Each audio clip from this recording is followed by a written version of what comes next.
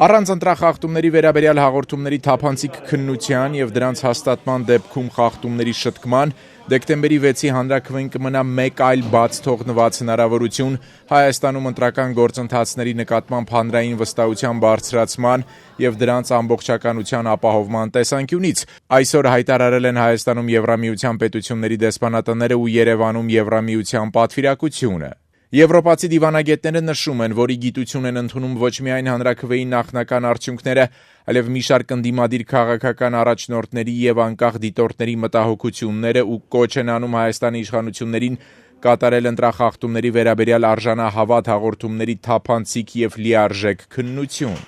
Համատեղ հայտարարությամբ Եվրամիության դեսպանատները ընդգծում են, հանրաքվեի վերջնական արդյունքների պաշտոնապես հաստատման պարագայում անհրաժեշտ է ամեն ինչ անել, որ նոր սահմանադրությունը չմնա թղթի վրա։ Մենք վերստին ընդգծում ենք, որ կարևոր է ընդունել նոր ընտրական օրենսգիրք, ԵԱՀԿ ժողովրդավարական հաստատությունների եւ մարդու իրավունքների գրասենյակի առաջարկներին համապատասխան հերթական խորհրդարանական ընտրություններից մեկ տարի առաջ։ Վերջին օրերի ընթացքում սա միջազգային կառույցների արդեն 4-րդ ուղերձն է Հայաստանի իշխանություններին խախտումների շուրջ քննություն անցկացնելու։ Ավելի վաղ ազատության հարցին ի պատասխան Եվրամիության պատվիրակության ղեկավար Պյոտր Սվիտալսկին ընտրակեղծիքների վերաբերյալ պնդումների լիարժեք քննության կոչ էր արել, որպեսզի հանրաքվեի գործընթացը արժանահավատ լինի։ Նույն օրը դեկտեմբերի 8-ին հայտարարությամբ էր հանդես եկել ԱՄՆ դեսպանատունը։ Քաղաքական կուսակցությունների եւ անկուսակցական դիտորդների արժանահավատ հաղորդումները ընտրախախտումների վերաբերյալ մտահոգիչ են եւ պետք է լիարժեք հետաքննվեն համոզելու հայ ժողովրդին, որ հանրաքվեի արդյունքները վստահելի են եւ լեգիտիմ։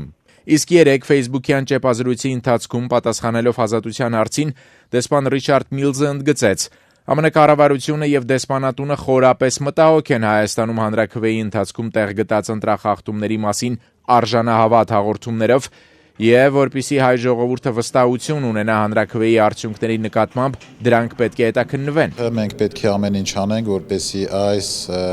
քննության, իրավապահ մարմինների գործունեության արդյունքում որպես վերջակետ նաեւ, իսկապես փարատենք մեր հանրության, մեր ժողովրդի, այսպես ասած, այդ մտադրությունը կամ կասկածները։ Իսկ մյուս առումներով Եվրոմիությունը, թե մեկ այլ դեսպաներ իհարկե կարևոր են մեր գործընկերներն են,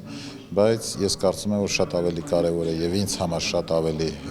էական է մեր ժողովրդի մոտ այդ վստահությունը բարձրացնելը եւ դրան միտված բոլոր քայլերը։